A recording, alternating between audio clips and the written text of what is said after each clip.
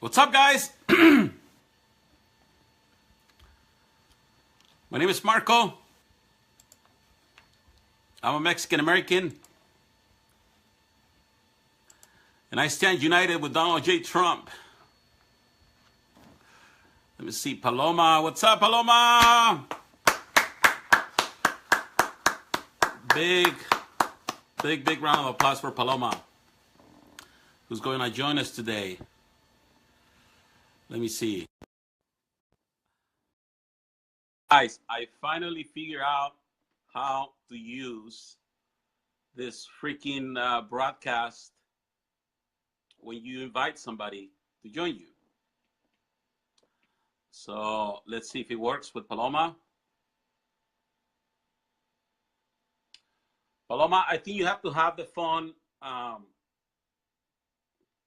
portrait. No, this is portrait and that's landscape. Landscape. So, Olga, what's up? Mariela, mi prima. Prima, ¿cómo estás?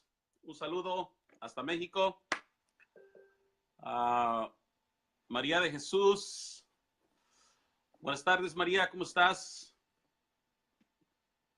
¿Cómo te va? Paloma, try it again, she says. Let's see.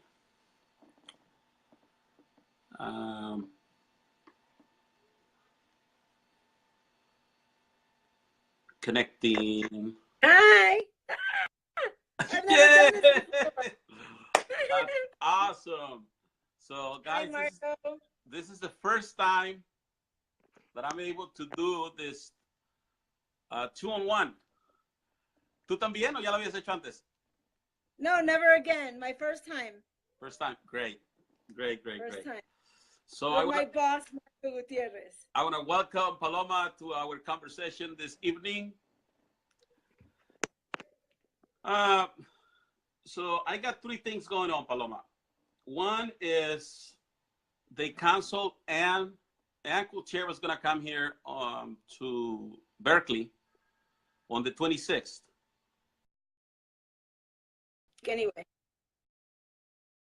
They canceled her. Right. You know what's I don't get what's going on with Berkeley. I mean, what are they looking for? Are they looking for? I mean, they're like provoking the president in any way that they can. That's how I see it. Right. So Aurelio dice hola. Hi, Aurelio. Aurelio is going to be the mayor of Torrance. Maria de Jesus says hola. David says, Taylor says hi. So, Paloma, what I did is on the official Latinos for Trump website, I added a section and it's called resources. And I added the constitutional soundbites. And because you are our ambassador of constitutional soundbites, I wanted to bring you in today. So basically, I put there constitutional soundbites, cápsulas informativas, and it's constitutional speaking. And I did talk to, what's his name? Jacob? No. What's the? David Stock. He's the author of constitutional soundbites. In Spanish, it's called cápsulas informativas constitucionales. So what can you tell us about that work? Because I want to bring all this work. See, there's Marilyn Oquita is here. She is from San Diego, and she's going to create a chapter for what they call California for making America great again. So a lot of people are going to need our help, Paloma, in how to bring this resource, because it's and tell them what it is a little bit so they know. Well, basically, Constitutional Soundbites is a book there's two versions. There's an English version and a Spanish version about the founding documents of the United States of America, the Declaration of Independence, the Constitution, and the Bill of Rights. So, you know, the author's main purpose is to be able to educate the Hispanic community in Spanish, in our native language, which you know, a lot of us, like me, that I'm Mexican, I was born in Mexico, even though I speak English, for me, I honestly prefer to read this information in Spanish. It's easier for me to grasp, to understand in my native language. So I think this is such a great idea. You know, I met the author at CPAC, and just that same morning, that the morning that I met David Stock as the author, I made a video about, because I was at CPAC. So when you're at CPAC, you really get a feel for what the Republican Party is about, and it's about America, and it's about what being a true American really means. So you get that, you know, you're surrounded by that at CPAC. And that morning, I made a video about, you know, when people become citizens. I became a citizen, so I'm a naturalized American citizen. So I have to take a test to be able to gain to obtain my citizenship. And that morning, I made a video in Spanish, actually explaining how, you know, we go to America, but we really don't understand how the country was founded, its history, and all the people that all the main characters behind America's history. And that, you know, a couple hours after I made that video, I met David. And it was so weird. He couldn't believe that that morning I was making a video in Spanish telling people, you know, if we want to be a part of this nation, we have to understand how it works, how it was founded. Its documents, its history, everything about it. You know, we really don't know. We just see it as one big, you know, that's how I notice people see it, as like one big mall where you come to work. You know, you have malls, McDonald's, shopping, fun, Disneyland, Disney World, New York, LA, Yeehaw down in Texas, you know, Disney World down in Florida. And so I think meeting David was kind of like meant to be for Latinos for Trump. And I'm so glad and so proud that somehow we came together. And now you're working with him as well, Marco. It's so perfect how things have been like falling into place for us. And I think we are the perfect people to promote this book, because our people have to understand the American culture, and this book is perfect for that. Because I also, because I talked to David, he kind of wants us to, you know, sort of like take advantage. But I told him that we're really doing this pro bono, that we're not in here to make money, that we really want to be of service to others. And, you know, Cantinflas said, educar es gobernar. ¿Verdad? So to educate is to govern.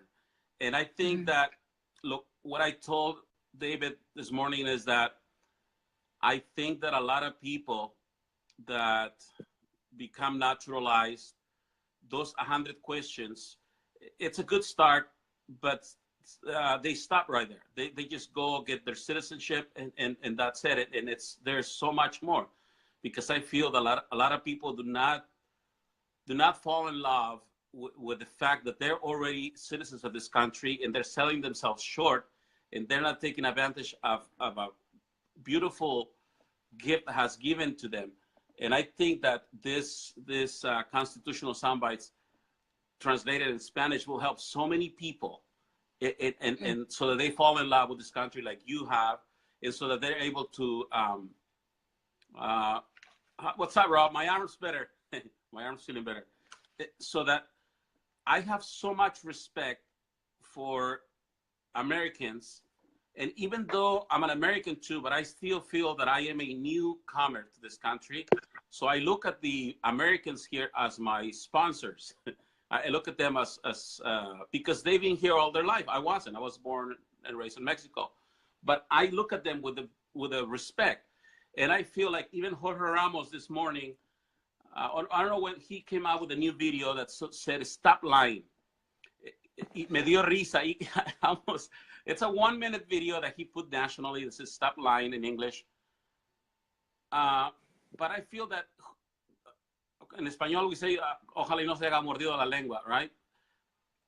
Because he's the one that's lying. So I feel that we have to educate Hispanics in this country so that we can fight the front lines like it is Jorge Ramos and start right there. So to equip people, and I listened to your translated soundbite in your YouTube. So how can are we gonna see more of that so that we can use those translators, or how are you gonna doing that? Yeah, well, I mean, right now I've taken 2 of the 150 questions from the book. The book has 150 questions translated into Spanish, and one of them was about the Constitution and human rights. So that was a very important one. That's the second one that I did. I will work more with David, so we can get previews of the book, and so people can really see what this is about. And I think that by doing it in Spanish, it makes it so easy for them. And I'm trying to make it into such a easy way for them to understand and try to read it in such a way that they can understand it really well. Just the way I would not make it sound like a book or like a class, but more like you're just having a conversation with them and helping them understand why America works. Human rights, which is something that, I'm in Mexico right now. Human rights is something that is violated constantly here in Mexico. And it's something that I remember in the US we've always had. And that was one of the main contrasts that I noticed growing up in both countries. I always felt safe. I always felt protected in the US, which is a feeling I can't really say that I always have here. I've been kidnapped. I've been, put in jail under false, charges and stuff like that, which is something that I don't think would ever happen in the U.S., especially not 10 years ago, 20 years ago. Things have been changing, and which is why one of the reasons why I've been so concerned about what's going on in the U.S., because it's corruption that was taking over. And this is why I was so passionate and out there about President Trump becoming president, because I didn't want the U.S. to end up like Mexico. So when I read parts of the book, like I have for human rights, natural rights, I try to make it so that our Hispanic community understands how lucky we are in the U.S. to have these rights, for the Constitution to protect the people that way and embrace it and take advantage of it and not take it for granted. Like people, some people they take it for granted because they don't even really know about it. They don't, this is why things have been changing so much, because say the cops in Los Angeles, they're not really going by American law anymore. It's kind of like another version of Mexico. And this is what I was so concerned about over the past 10 years. So yeah, we're going to be doing more samples of the book, because I think once you get an idea of what the book is about, people are really going to want, they're going to want to read. It's so easy to understand, especially for Spanish speaking people in Spanish, Somebody's saying that we should have a book tour in Rio Grande Valley. Sure. Yeah. Even in I mean, everywhere in California, we have the Hispanic population in California is so large. And I think, it's not so much that they don't want to understand how it works. It's just that they just don't. They have no resources. So one small thing, let me put some before you go on something else there. I was talking to David, and something that he told me that I didn't know is that the Constitution of Mexico and the Constitution of the United States, right? Article 1 of Constitution of Mexico, it tells you that the rights are the ones that the government gives you. But in the United States Constitution, your rights, you are born with those rights. And that's the big difference between the Mexican Constitution and the Constitution of the United States of America, that you are born with these rights. You know how to explain that probably better. But in Mexico, those rights are only the ones that the government gives you, and they can take them away anytime too. That's sort of like the way he explained it. Well, it's not necessarily that they can take them away, but they do violate your rights. And the Constitution here, trust me, we have a saying in Spanish que se pasan la Constitución por donde se les antoja. Okay. That's basically, and that's very common here. I've stood in front of a judge and she put me in jail for telling her that. So that's how Mexico works. Yeah, I did. I mean, I was in Tijuana, and we had an incident, and I told the judge, I said, you know, you got to get the Constitution out from under your desk and really read it, you know, garantías individuales. That's what they're called here, natural rights. They're called garantías individuales. And you know, it's like Mexican government does whatever they want with your natural rights. So it's not that they take them away legally, but they do anyway. And so that's one thing we really have as Hispanics, as naturalized citizens, that we really have to value in the U.S., that we have those rights. The natural, because I see a lot of people says that's my born right, mi derecho de nacimiento. So it's a great. So I put a page on Official Latinos for Trump. If you haven't signed up for Official Latinos for Trump, go. We have had a lot of problems with our page. It was hacked, and a lot of people don't like us out there. But we're starting with a new one, and we have this blog, and also there's people out there that are writing for the blog. I sent you an invite, Paloma. I don't know if did you receive an invite to be a blogger? I did. When I tried to access it, it had expired. So I sent you an email to see if you could send me another one. Okay, I'm gonna send you another one so that you can start writing your own ideas and how you can help everybody, and how to use this book to the best. Because I went to Amazon, and actually my wife and I, we have Prime Amazon, so I can read it for free. Right. Yeah. There was like a 3-day thing where you could download it for free, which was pretty awesome. Yeah. So if anybody has out there Amazon, and you can read it, and it's amazing, because I'm reading things that you know, like Article 1 of the Constitution, and then I'm seeing so many things that we hear from Congress people talk about, and I see how much political power can the Hispanic community have if they only knew all this. Mm-hmm. You know, yeah. Because I see that most Hispanics, well, a lot of people out there, a lot of people, but mostly Hispanics, all they do is complain, but we don't do anything about it. You know what I mean? Mm-hmm. Right. Like we do in our countries. It's very similar. It's kind of like what's happening in places like Mexico. In Mexico, you know, people complain, and I met with someone from the military yesterday. He had a pretty high rank, and he said, you know, unfortunately, in places like Mexico, all people do is complain, but they don't get together and really do anything about it. You know, which in the U.S. we already have.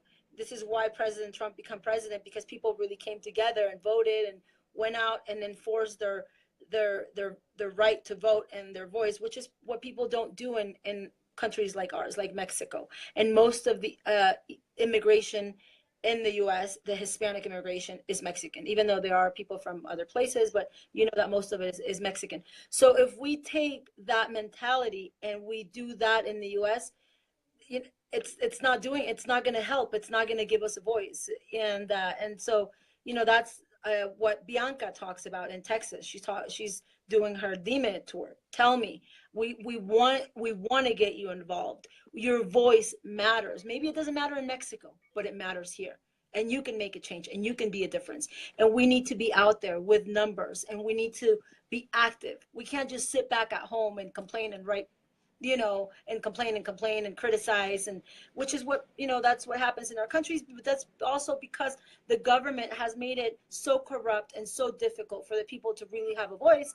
So, you know, that's how they feel. They're disillusioned, basically, to do anything. Because right now, I was looking at numbers, and really I believe they have deported probably like 30% more of what Obama did deport within a month or something. But it's not like an alarming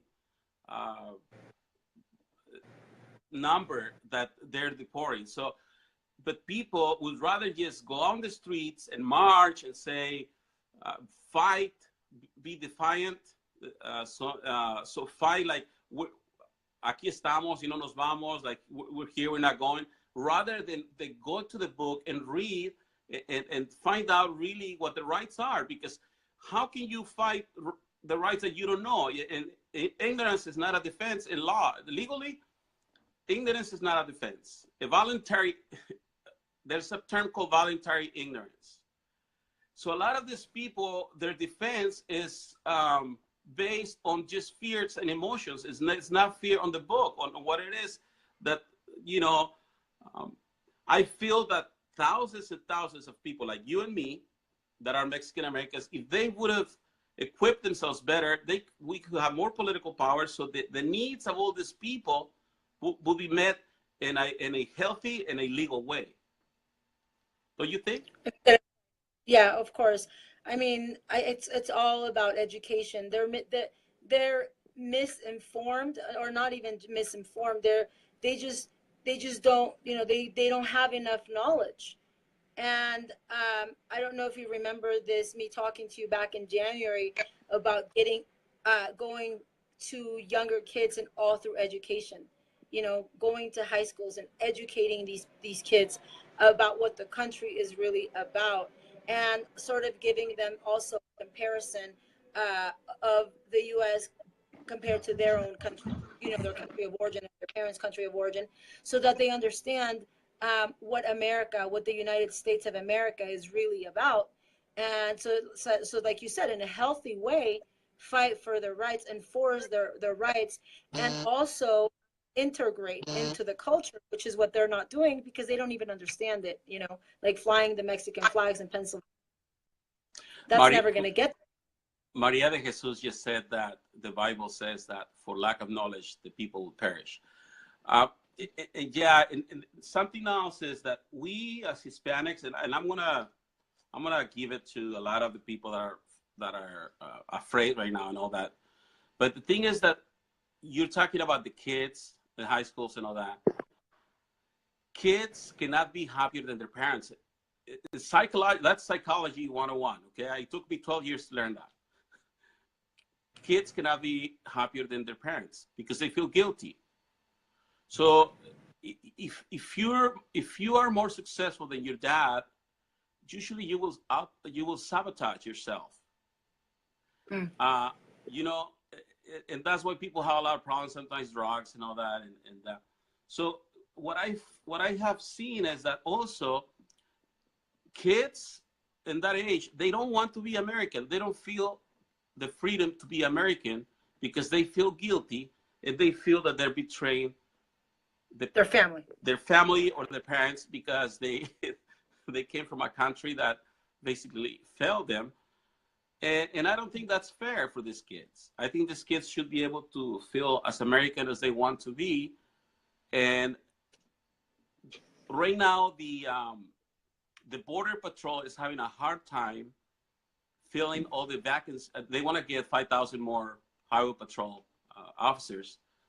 So they were interviewing a bunch of kids that were on the Hispanic side, and some people that are just new Hispanic people, that they don't want to do it. They don't want to become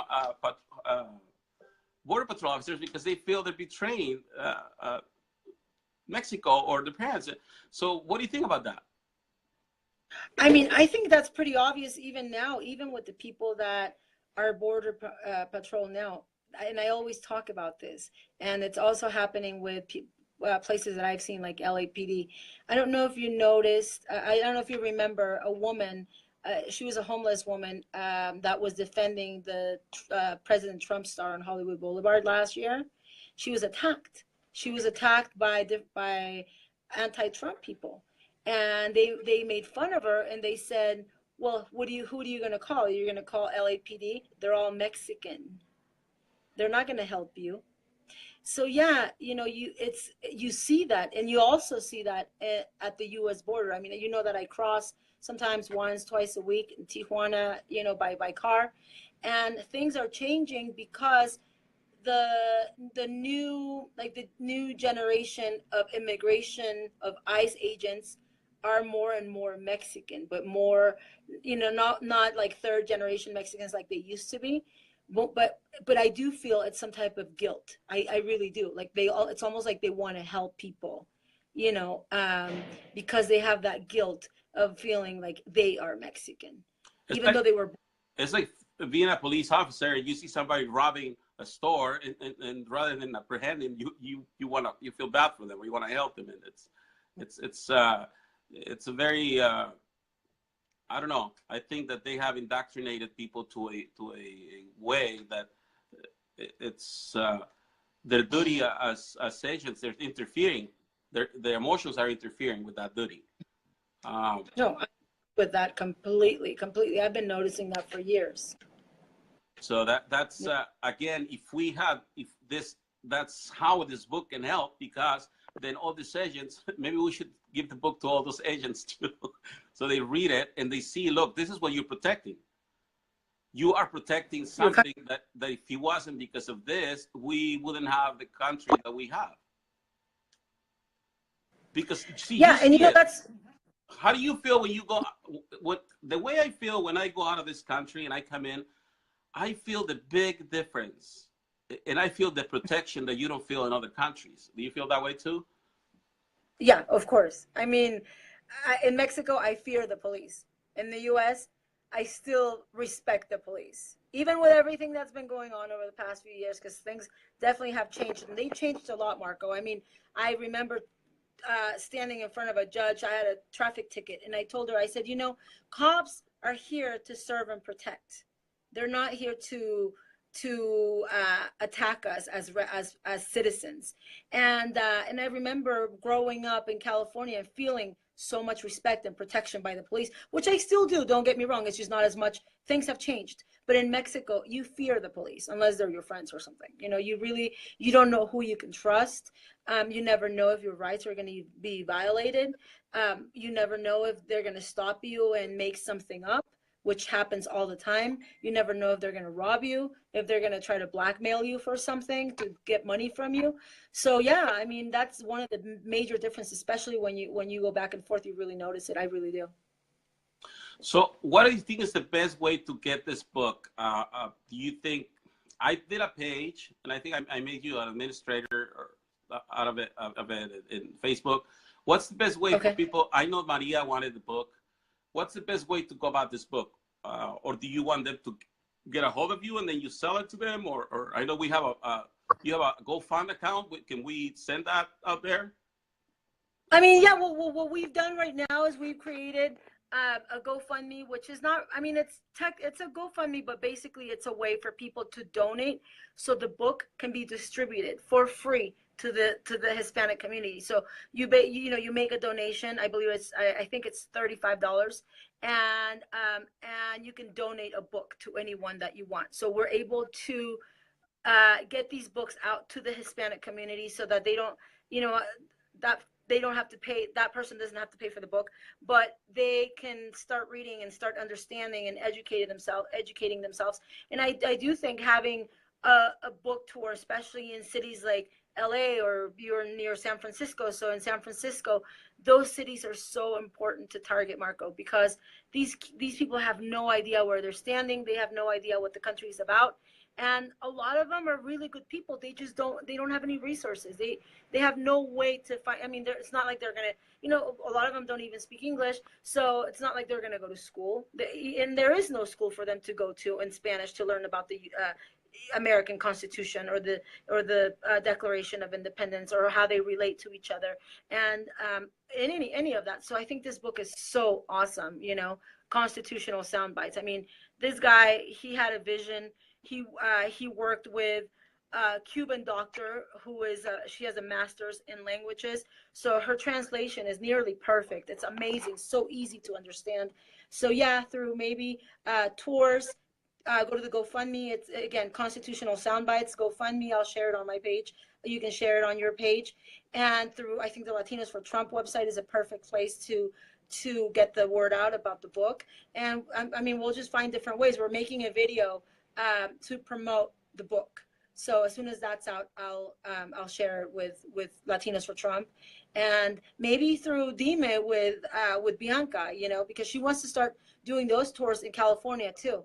We need to get people involved. We need to bring them in. They need to understand that the Republican Party, for the legal American citizens, even though they're Hispanic, the Republican Party is not against them. They're not Democrats.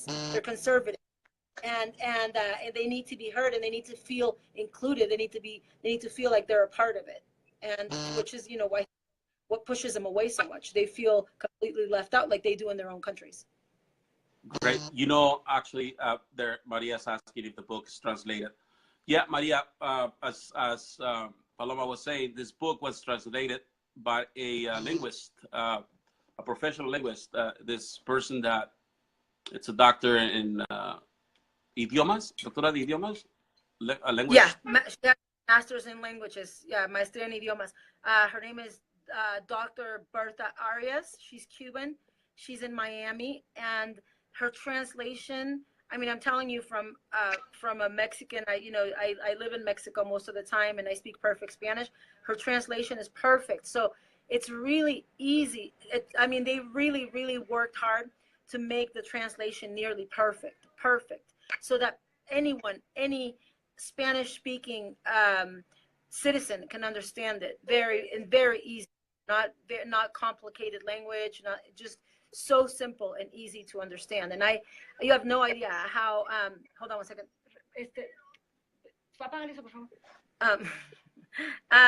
You have no idea how happy it makes me to be able to read them both in Spanish, because it's so easy for me to understand. So, and I try to make it as conversational and easy to understand as possible, so people can really enjoy it.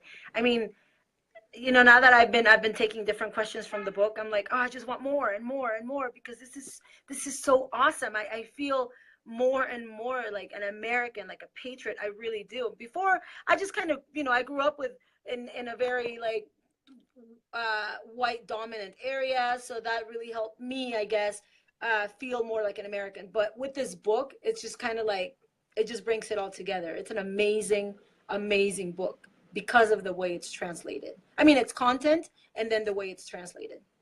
And also, what I want to say to everybody out there right now is that David, the way he has set up this book is so that we, sound bites is a little bit of the time.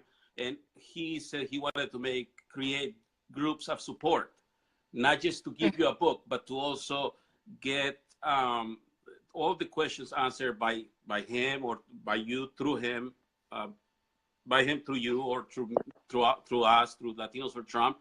So I will be buying many of them, says Maria. So yeah, Maria, get out, please help us educate people. That's our main. You mentioned something really important at the beginning, Marco. You said, we're not in this to make money. And it's we're everyone, sometimes, of course, the book is going to sell, and some things are all about money. But honestly, to me, and you can ask David, to me, it was like a blessing to find this book. It gave us such, as Latinos for Trump, it gave us such an important resource to be able to have. We didn't have any tools. We really didn't have any tools. I mean, we want to educate people, but how do we educate people, and I honestly feel that through this book, I'm also educating myself, obviously. So, if people ask me now about the U.S. Constitution or how the country really works, I'm able to tell them. I'm able to defend my president so much better than I was able to do it 2 months ago. I understand human rights. I understand so many of the things, or just, the differences and things that maybe I didn't understand a while back, I do now. And I'm able to have a better conversation, a better argument, or whatever. Last night I had an argument with one of my friends because he really flipped out about me my hat, and when I'm able to explain it from things that I've learned from the book, it got to the point where he was like, okay, that's it, you win, not in a bad way, but like he got it because once you're able to explain it with information, education backing you up, it makes it makes a world of difference. Yeah, because you're able to document what you're saying. There was I'm part of a support group, so I have learned how to how to take care of myself, the world the people that live around me, and the world I live in. Como se dice? So there was an old man that told me once, yeah, when I was a little boy, my dad used to tell me, make sure you're a good boy. And the guy said, I would say, yes, yes. And then he would go and sit in a corner somewhere in there. And he's like, hey, how the hell am I going to do that? You know, how am I going to be a good boy if you don't know what a good boy is? So how are you going to defend the Constitution of the United States of America if you don't know what the Constitution is? Right. This book, well, this book will help us, and me, you know, because yeah, I mean, I've been trying to say that, yeah, I when I became a U.S. citizen, I sworn to uphold and defend the Constitution, but I need to do a little bit more than just the 100 questions, and I need to learn about this. So this book comes in handy. Okay, so if you send me that GoFund, I'll put it on the page, and then okay. Let's just start rolling this, because I think there are so many people out there that will use this book, and then we'll take it from there and how to do the support groups. Maybe we'll do a monthly phone call where everybody can dial in, and then Mr. David can do a little 20-hour speech on it. Mm-hmm. Yeah, you know, and then, preguntas y respuestas, I don't know. Preguntas y respuestas. You know, we also talked about us having like Latinos for Trump, recruiting people and having these conferences that we talked about. That would be such an awesome venue and such an awesome way for the book to get out, because we would have something to say. Look, this is, you know, this is what we all need to learn. This is what we need to understand. We need to unite as Hispanics in America, as Mexican Americans or naturalized Americans or whatever we are. We need to fight for our country now. This is our country, and this is what our country is about. Because a lot of us don't even know what it's about. You know, like I said, I grew up with Americans, so it's kind of like I just learned it naturally, but I really didn't. And now that I start reading this book, I'm like, oh, this is why people behave this way, and this is why people do the things that they do. So it's really, it's such an amazing resource, such an amazing book to help you understand the way things have always worked, and why now citizens are so upset with what their country has become. It's not that they are racist against us, is that they had something that worked, and some of us as Hispanics are taking that, and by not understanding it, we're changing it. And you don't want to take something that works and change it. So yeah, so I think those conferences would be a really awesome place to get to also get that book and have support groups and questions and answers, Marco, and maybe, you know, do videos and read different parts of the book and get people interested and get people to see how easy the book is to understand. Because, you know, it's no one wants to read the Constitution, you know, especially Hispanics. You know, we're a little lazy. We don't like to read all that much sometimes, you know. It's true. I mean, but by making it fun and making it interesting. Don't say that because Jorge Ramos is gonna get mad. I did say that in Cleveland that Hispanics were lazy, and everybody got really mad at me. But I said not lazy. They're the hardest working people. Well, yeah, we're very hard working people. But when it comes to reading, when it comes to learning about our rights, we're very lazy. We don't want to read the instructions in the box when we buy something. We just want to go ahead and go for it. But yeah, right. So, okay. Anything else that you want to tell us, Paloma? Thank you so much for taking our call all the way in El Valle Bravo in Mexico. Valle de Bravo. Valle de Bravo. Thank you so much for inviting me, Marco. I think this book, again, it's such an amazing resource. I think it's such an important tool for us because we have something in Spanish backing us up. I mean, not just in English and out there, you know, President Trump and defending him, saying he's not a racist, and us fighting for that, but saying, you know, a way to get into people's homes, because that's what we want. We want that book at every Hispanic family in America. We want them to have this book. and use it as a reference, you know? Well, I want to ask you something. Uh, I want to donate the first book. I want, if David can please sign it and send it to Jorge Ramos. See it. Right. So Aurelio dice hola. Hi, Aurelio. Aurelio is going to be the mayor of Torrance. Maria de Jesus says hola. David says, Taylor says hi. So Paloma, what I did is on the official Latinos for Trump website, I added a section and it's called resources. And I added the constitutional soundbites. And because you are our ambassador of constitutional soundbites, I wanted to bring you in today. So basically I put there constitutional soundbites, cápsulas informativas, and it's constitutional speaking. And I did talk to, what's his name? Jacob? No. What's the? David. David Stock. He's the author of constitutional soundbites. In Spanish, it's called cápsulas informativas constitucionales. So what can you tell us about that work? Because I want to bring all this work. See, there's Marilyn Oquita is here. She is from San Diego, and she's going to create a chapter for what they call California for making America great again. So a lot of people are going to need our help, Paloma, in how to bring this resource, because it's and tell them what it is a little bit so they know. Well, basically, constitutional soundbites is a book there's two versions.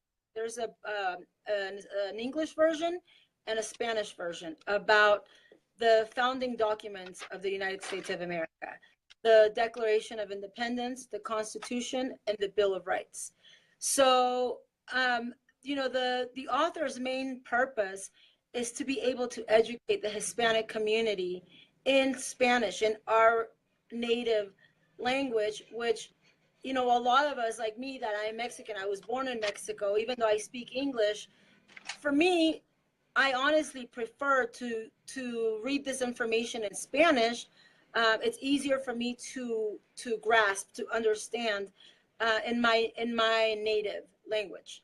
So I think this is such a great idea. You know, I met the author at CPAC, and just that same morning, that the morning that I met David Stock as the author, I made a video about, because I was at CPAC. So when you're at CPAC, you really get a feel for what the Republican Party is about, and it's about America, and it's about. Buenas tardes, María, ¿cómo estás? ¿Cómo te va? Paloma, try it again, she says. Let's see.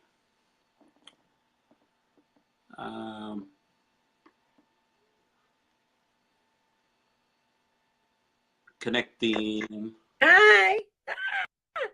Yeah. That's awesome. So, guys, Hi, this is the first time that I'm able to do this 2-on-1. ¿Tú también o ya lo habías hecho antes? No, never again. My first time. First time. Great. First time. So my boss, Marco Gutierrez. I want to welcome Paloma to our conversation this evening. So I got three things going on, Paloma. One is they canceled and Gutierrez was going to come here to Berkeley on the 26th. Anyway. They canceled her. Right. You know I don't get what's going on with Berkeley. I mean, what are they looking for? Are they looking for?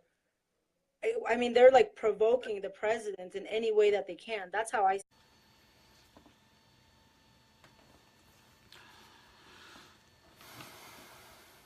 What's up, guys?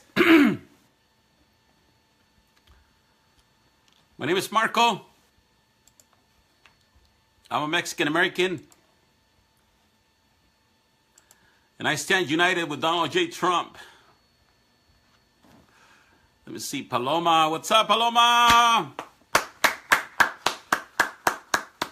Big round of applause for Paloma, who's going to join us today. Let me see. Guys, I finally figured out how to use this freaking broadcast when you invite somebody to join you. So let's see if it works with Paloma. Paloma, I think you have to have the phone portrait. No, this is portrait and that's landscape. Landscape. So, Olga, what's up? Mariela, mi prima. Prima, ¿cómo estás? Un saludo hasta México. María de Jesús. About what being a true American really means. So you get that, you know, you're surrounded by that at CPAC. And that morning I made a video about, you know, when people become citizens. I became a citizen, so I'm a naturalized American citizen. So I have to take a test to be able to gain to obtain my citizenship.